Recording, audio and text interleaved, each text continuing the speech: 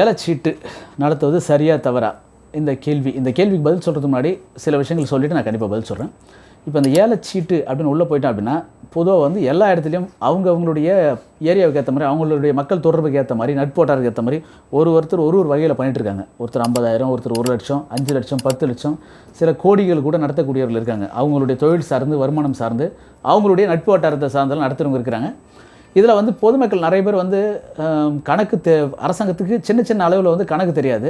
ஆனால் அந்த கோடி கணக்கில் அப்படின்னு போகும்போது அந்த கணக்கை மறைக்கிறது ஒரு மிகப்பெரிய தவறு. அது மாதிரி மறைக்கக்கூடாது. ஆனாலும் அது போல் நடக்கக்கூடிய சீட்டுகளும் உண்டு. இந்த வகையில் ஏலச்சீட்டு நடத்துவது கண்டிப்பாக தவறு தான். தெரியாமல் பண்ணுறது, அரசாங்கத்துக்கு தெரியாமல் அதை பதிவு செய்யாமல் பண்ணுறது.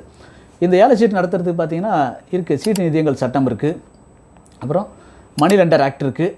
இதெல்லாம் வந்து இந்த அடிப்படையில் பதிவு செஞ்சு தான் வந்து அதை முறையாக பண்ணியிருக்கணும். ஆனால் நிறைய பேர் வந்து பதிவு செய்கிறதில்ல. ஏன்னா ஒரு முறை நம்ம இந்த தீபாவளி, பொங்கல் அதெல்லாம் முடியும் வந்து தீபாவளி சீட்டு, பொங்கல் சீட்டு எடுத்துகிட்டு ஓடி போனாங்க, அதை சீட்டு நடத்திட்டு இருந்து பெரிய தொகையை சுருட்டிட்டு போயிட்டார் அப்படின்னு சொல்லிட்டு எல்லா காவல் நிலையங்களிலும் கட்டாயமாக பல வழக்குகள் வந்து நிச்சயமாக பதிவாகும்.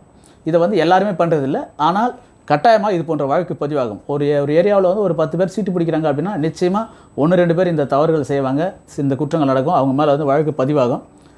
இந்த தவறுக்கு வந்து அந்த கட்டுறவங்க காரணம், எடுத்துக்கு போகிறவங்க காரணமா அப்படின்ட்டு யோசித்தோம் அப்படின்னா 2 பேருமே ஒரு வகையில் காரணமாக இருப்பாங்க. ஏன்னா பதிவு செய்யாத இடத்துல சீட்டு கட்டுறதும் தவறு, பதிவு செய்யாமல் சீட்டு பிடிக்கிறதும் தவறு. இந்த தவறு ஏன் நடக்குது அப்படின்னு பார்த்தோம் அப்படின்னா இதுக்கு அரசாங்கம் ஒரு காரணம்னு சொல்லி நம்ம எடுத்துக்கலாம். ஏன்னா அரசாங்கம் அதை சரி பண்ணணும். பொதுவாக ஒரு விஷயத்தை பதிவு செய்யும்போது இந்த மணி லெண்டர் ஆக்ட்லேயும் பார்த்திங்க அப்படின்னா அந்த பணத்துடைய வரவு செலவு எல்லாத்தையும் நம்ம கணக்கு காட்ட வேண்டியது இருக்குது. அப்புறம் சிட் ஃபண்ட் ஆக்ட்லேயும் வந்து எல்லாத்தையும் அந்த நிதி நிறுவனங்கள் எல்லாத்தையும் வந்து அந்த பணத்தை கணக்கு காட்ட வேண்டிய கட்டாயம் இருக்குது, வரி கட்ட வேண்டியது இருக்குது. பொதுமக்கள் என்ன யோசிக்கிறாங்க அப்படின்னா நம்ம இவ்வளோ பணத்தை வந்து வரி கட்டும்போது அரசாங்கம் நமக்கு அந்த வரிக்கான சேவையை என்ன திருப்பி கொடுக்குது அப்படின்ற விஷயங்கள் பார்க்குறாங்க.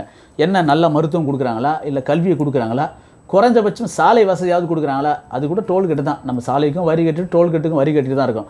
இப்படி வந்து அரசாங்கமே வந்து நம்மளுடைய பணத்தை வந்து வாங்கிட்டு நம்மளை ஏமாத்துறாங்க, நமக்கு சேவை தரல அப்படின்ற கோபம் பொதுமக்களிடம் வரும்போது அவங்க என்ன பண்ணுறாங்க, எதுக்கு அவங்க பதிவு செய்யலனாலும் பரவாயில்ல நம்ம கட்டிட்டு போகலாம், எதுக்கு அரசாங்கத்தை கணக்கு காட்டணும் அப்படின்னு சொல்லிட்டு அது கொஞ்சம் அளவில் சிறுக அவங்க சேமித்தாலும் சரி, பெரிய தொகையாக இருந்தாலும் சரி, அதை மறைச்சு அவங்க கட்ட ஆரம்பிக்கிறாங்க.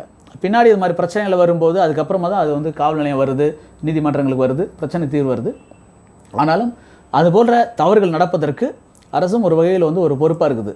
அந்த சேவை கட்டணம் வாங்கிய அரசாங்கம் இப்போ பார்த்திங்கன்னா ஜிஎஸ்டி இருக்குது, இந்த ஸ்டேட்டுக்கு இருக்குது, சென்ட்ரலில் இருக்குது, எல்லாத்திலும் வரிகள் இருக்குது. இந்த வரிகள் வாங்கக்கூடிய அரசுகள் வந்து மக்களுக்கான சேவையை சரியாக செஞ்சாங்க அப்படின்னா மக்கள் வந்து இது போன்ற விஷயங்கள் வந்து அதிகமாக போக மாட்டாங்க. இந்த பதிவு செய்யாதவங்ககிட்ட சீட்டு கட்டுறது, பதிவு செய்யாத நிதி நிறுவனங்கள் வந்து பணத்தை போடுறது அப்படின்னு சொல்லிட்டு நிறைய விஷயங்கள் வந்து பண்ணுறாங்க. நிறைய பேர் அந்த நிதி நிறுவனங்கள்லாம் கூட பார்த்திங்கன்னா நிறைய பேர் வந்து நஷ்டம் அப்படின்னு சொல்லிட்டு ஏமாற்றிட்டு ஓடுறவங்களாம் இருக்கிறாங்க, பதிவு செய்யாமல் பணத்தெல்லாம் வாங்கிட்டு. அதே போல் இந்த சீட்டு கட்டுறதை பொறுத்த வரைக்கும் ஏதோ ஒரு நிதி நிறுவனத்தில் போடுறத விட நமக்கு தெரிஞ்சவங்க கிட்ட நண்பர்கள், உறவினர்கள் இருக்காங்க, தெரிஞ்ச ஊருக்காரில் இருக்காங்க, அவங்ககிட்ட போடலாம் அப்படின்னு சொல்லிட்டு நிறைய பேர் நினச்சி அது நடந்துகிட்டு இருக்குது. சட்டப்படி பார்த்தா அது தவறு தான் என்றாலும் நம்பிக்கை அடிப்படையில் இன்று வரை நடந்துக்கிட்டு தான் இருக்குது. இது போன்ற பல்வேறு வீடியோக்கள், வழக்குகள் எல்லாமே தொடர்ச்சியாக பார்த்துட்டு தான் இருக்கிறோம். நன்றி நண்பர்களே.